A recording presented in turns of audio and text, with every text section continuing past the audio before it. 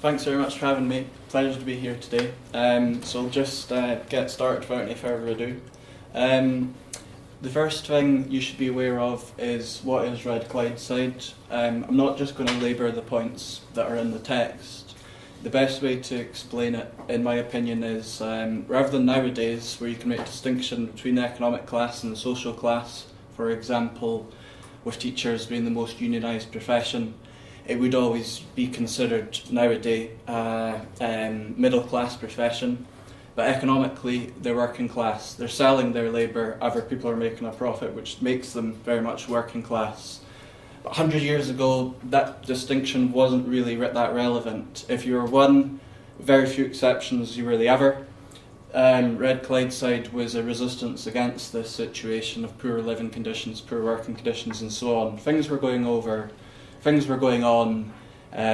please come on, all over. But this was a particularly active area. So I've screenshot a couple of things from Twitter here. This is just to say I've kind of recognised that people who are speaking Gaelic nowadays, people who I thought would probably be at this event, are seeing this kind of thing as their heritage. So I thought it only right to come along, because I was here last year, enjoyed it, to come along and speak about it. So Willie Gallacher and John McLean, I'm going to be focusing on these two characters who were protagonists of Red Clydeside. The logo's there. On the top is the Social Democratic Federation, and on the bottom is the British Socialist Party, which is a splinter group of the former. And both McLean and Gallacher served a political apprenticeship, you might say, with these groups.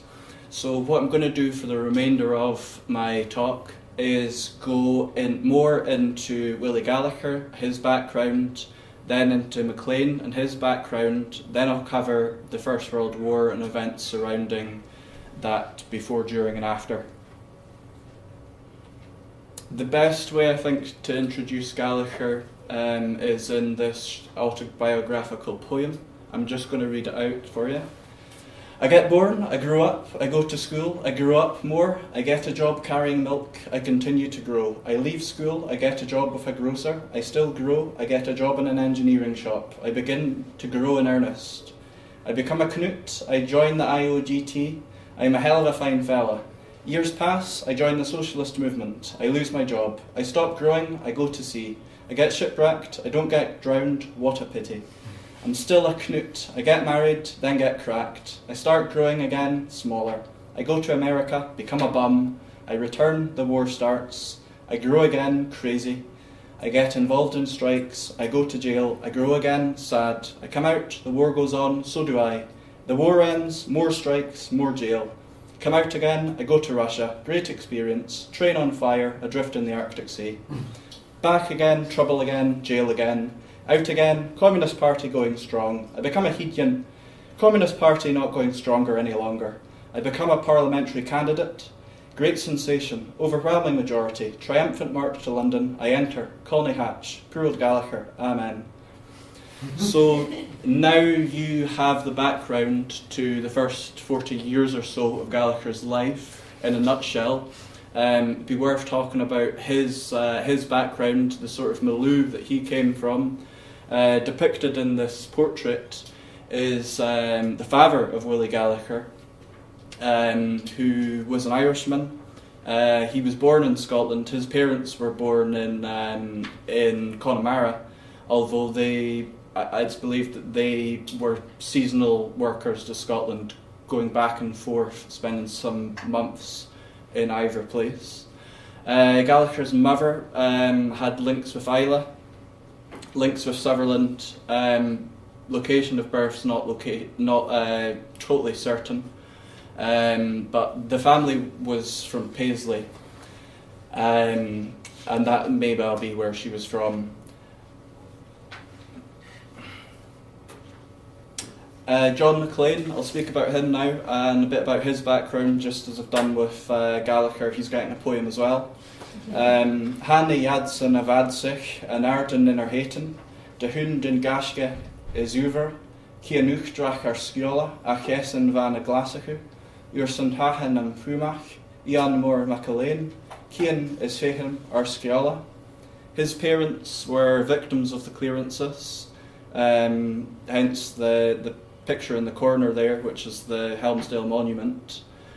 And I've seen a few places mentioned for where his parents came from. Father from Bo'ness, possibly suggesting that he was second generation of the victim of the clearances, it being in the lowlands.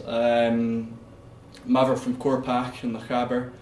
Mull has been mentioned as well, maybe as an ancestral seat of the MacLeans and where a previous generation would have come from. Without a doubt, in my opinion, his greatest achievement was the foundation of the Scottish Labour College, because well, MacLean was a teacher by profession. He taught in schools in Glasgow. He was from Pollokshaws himself, now in the south side of Glasgow, then a village of its own right. But the Scottish Labour College, he lost his job teaching due to his political activities being labelled as criminal, and so he got the sack. But he continued being a teacher, albeit being carried by the workers financially for his teaching of Marxist economics, and he founded this kind of SLC institution throughout Scotland. He was active in England as well. So August 1914, of course, Gabriel Princeps Franz Ferdinand, chaos happens instantly. The images I've chosen are quite grotesque, and I'm going to get on to that just now. Why did I choose the grotesque images? The war was seen as completely unnecessary, just a capitalist war. And the Second International, which was a huge, mostly European but global focused labour movement, its aims and strategies were completely anti-war, that working class should not get involved in imperialist wars or capitalist wars. But the reverse actually came to happen. Keir Hardie was founder of the ILP in the Labour Party. He was very outspoken against the war, but his party largely betrayed him, and he died of a broken heart in 1915.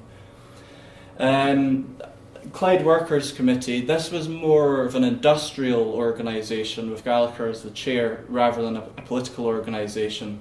But things that happened because of the war, such as the dilution of labour, such as the DORA, Defence of the Realm Act, which made Clydeside into a munitions district where people couldn't leave their jobs without written permission from the boss. The strikes were banned. So this committee was formed, and 10,000 men were on strike. It was an unofficial strike. The professional unionists, the official unionists, and the Labour Party were saying, "Oh, just carry on. There's a war on. You can sort it out afterwards, and so on. It'll be over by Christmas," and this sort of thing. But they did this off their own back, which I do find particularly quite bold, quite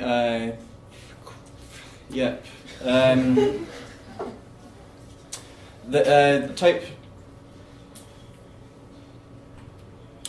Of course, during the First World War, many things happened. There's three things I'd like to just mention briefly before I get into the following events.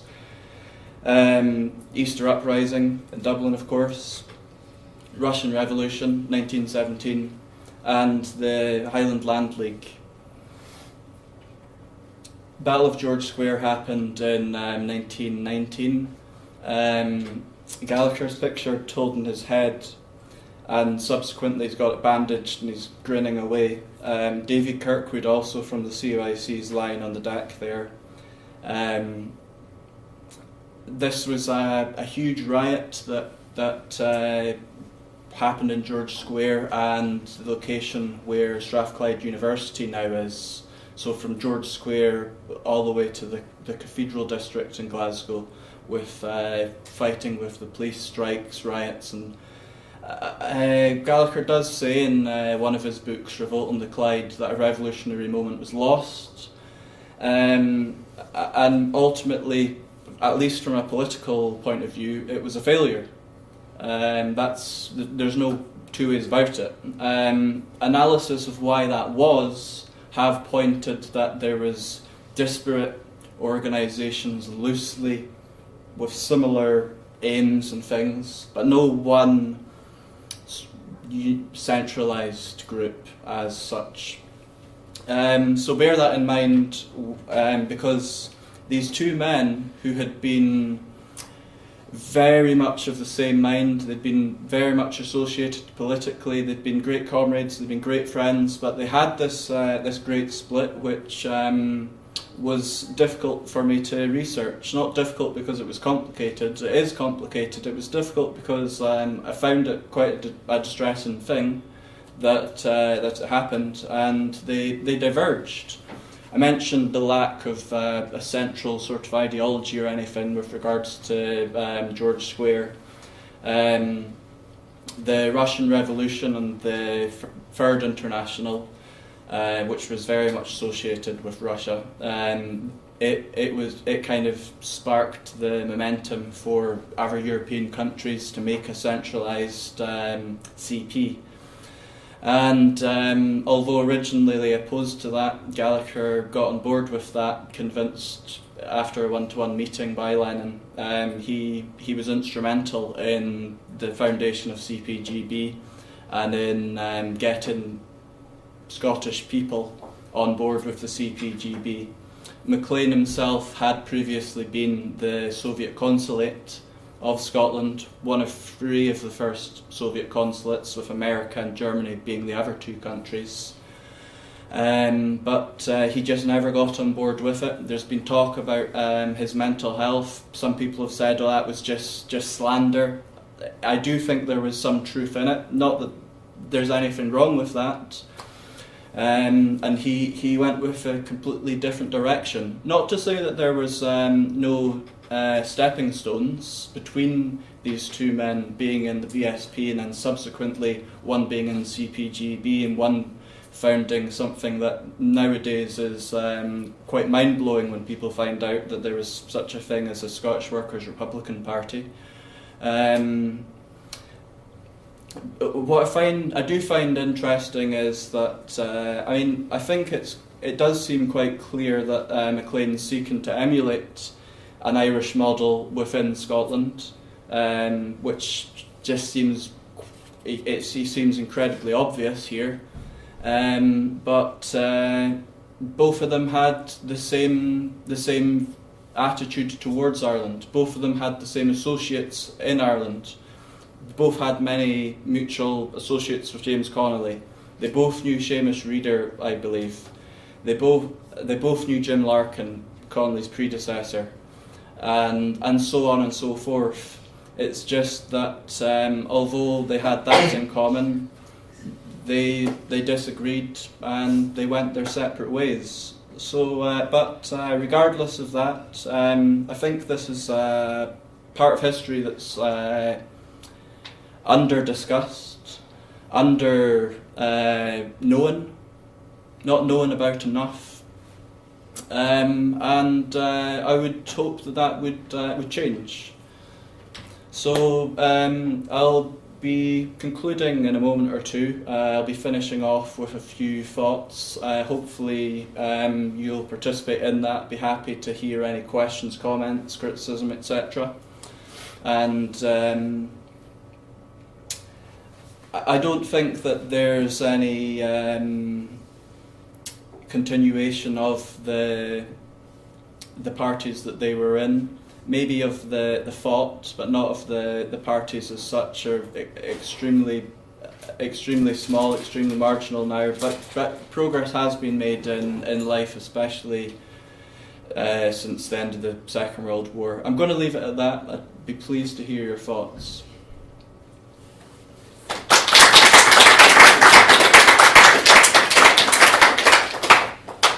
have any questions from the floor here? Or any thoughts from the floor here? Can I ask a, sorry. Please do. Sorry, it's not really a question responding to your main argument, but I was really fascinated by the image you had of James Connolly's execution. Right, yeah, it's go back to it. Romantic and Yep. unrealistic depiction of Kilmainham jail, you know, a very urban jail, and what do you know what's going on in this image or where it's from? Well, you raise an interesting point, and I have got at the end reference material, thanks, and paintings, but the painting that you asked about isn't in this list. There's a few images that I didn't know the source of, and I downloaded that image. I could get you a link, but the trouble with this is, in the article itself, which was online from I think it was one of the Irish newspapers, the article was actually the image was uncredited in the article, and the subject of the article was, there are so many books about the Easter Rising. So it could have been of any of those books, because the article was saying that this is an event of history with the most books ever, pretty much. It's quoting the famous painting, The 3rd of May by Monet. Yeah. It does look like it's doing. Yeah. Any other questions? Yes. I think it was very interesting. The first modern expression of Scottish political parties, as in independence parties and everything, is 1920s and 30s, if I remember well. Would those people have had thoughts, being anti-imperialistic and all, as to a proper Scottish movement, or did they see it in the international gathering of people, of working class? The Scottish Communist Party of Maclean, which was independentist, separatist, it was affiliated with the Third International, Lenin's Third International, just like the Communist Party of Great Britain was. Right. So both of them were affiliated with that sort of Third International way of doing things. Maclean did have some contact with a character called Ruaidhrí Mar Bhurskyn, who had a Gaelic journal. Some of it's been digitised on, you can see it on Sarmar Ostig website. But he was, I suppose, a left-leaning Scottish nationalist. And no, I think that this strand of history, this strand of politics, is completely separate from the roots of the SNP, with the various groups that went on to form that. Not to say that there wasn't any connection between the two. The Land League, Maclean was involved a little bit with the Land League. He did make trips to Lewis and Harris, and he I suppose moved towards that Gaelic nationalism, but he was always a Marxist first and foremost. Yeah. If that answers the question. There is, there's the great character Hugh McDermott from many years later, well, not that many, but he did. I've seen photographs of Gallacher and McDermott together. McDermott was, of course, expelled from the SNP for having been in the CPGB, and he was expelled from the CPGB for being in the SNP. But I don't know that anecdote. I don't know that much more about that expulsion story. Don't know if he maybe got let back into the Communist Party. The Communist Party of Britain today is, advocating socialism on a all-Britain level. Regards to Ireland, it advocates an all-Ireland, no partition. But it does say it would respect the right of any referendums and so on, and it does also. I think that they may have changed their stance on devolution and so on round about the 60s, but I've not looked into after the events that I talked about in the main talk. I've not really looked into that too much. because they did that Scottishness kind of connection as you would have. Well, in Ireland, James Connolly himself, even though he wasn't too much in the Gaelic League, was very aware, conscious of it, and somehow connected with the Gaelic revival. And in Britain, you had Émile Masson at the same time, was very much Breton traditionalist and Marxist internationalist. So you would have had that a bit with Gallacher and MacLeod, and this in between, going back to what it is to be Scottish or Gael or whatever, and being internationalist and working class.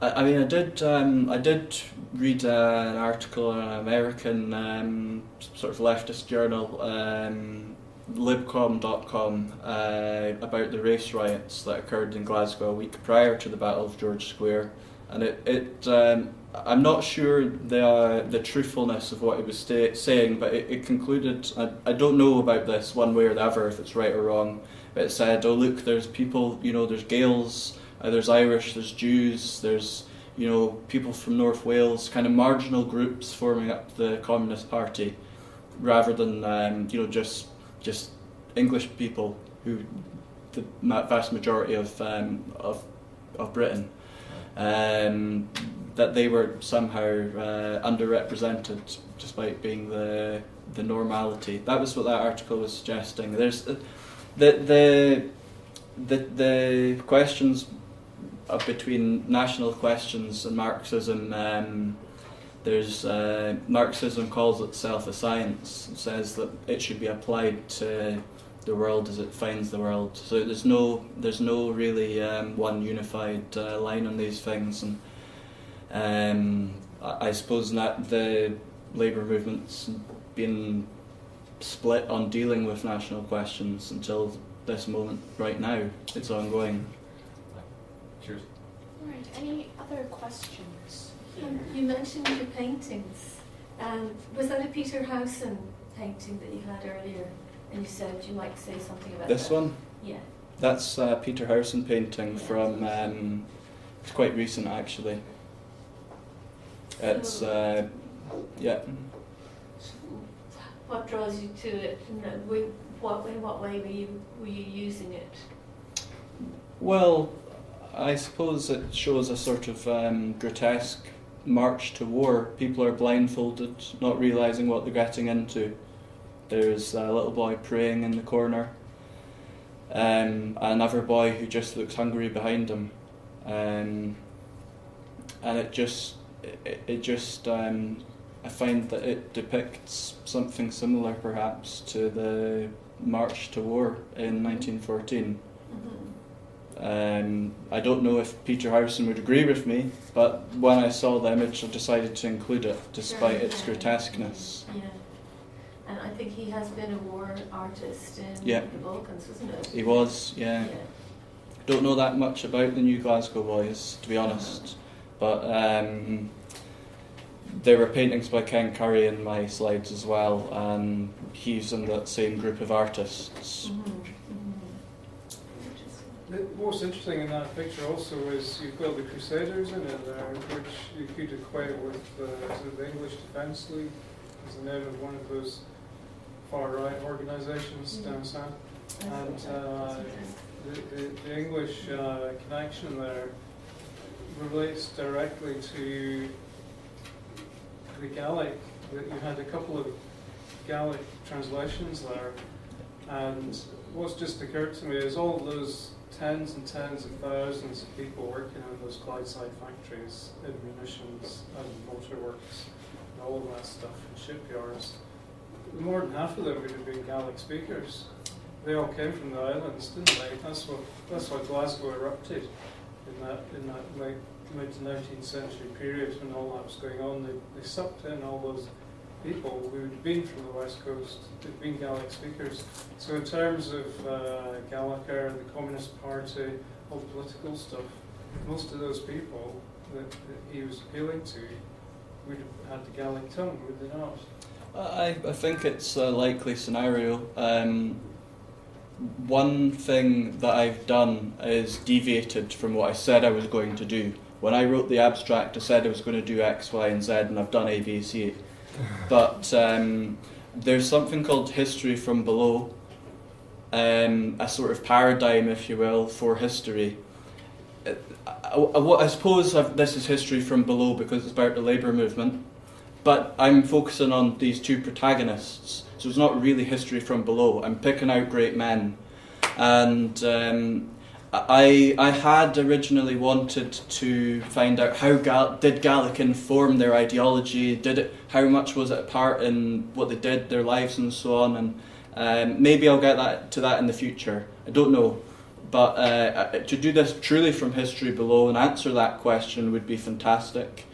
There's a few anecdotes in Gallacher's books which I thought were brilliant, where he sort of tweaks other anecdotes. For example, Wallace's, going off topic from the Gaelic thing perhaps here, but he tweaks Wallace's quote about how could I ever be a traitor, for I was never loyal to Edward. How could I be a traitor for capitalist system because I was never loyal to that to that evil system. Similar with Ireland, England's weakness is Ireland's strength. He says, you know, capitalist weakness, i.e. the war, is socialism's strength. That was really I talked about my original aims, X, Y, and Z, but all I got were these kind of few anecdotes, and you can see, you can certainly, John Mackay does say in his book that Flora Gallacher, Willie's mum, would have been speaking Gaelic. He says that there was a policeman, Mr. Sutherland in Paisley, who was probably a cousin, and that he would come over and they would blethen Gaelic in the house, and so on. But I mean, there are a lot of Gaels in Glasgow. I think that people here know more about that than me, so I won't go into that because it'd probably be inaccurate. All right. Thank you very much. Pleasure.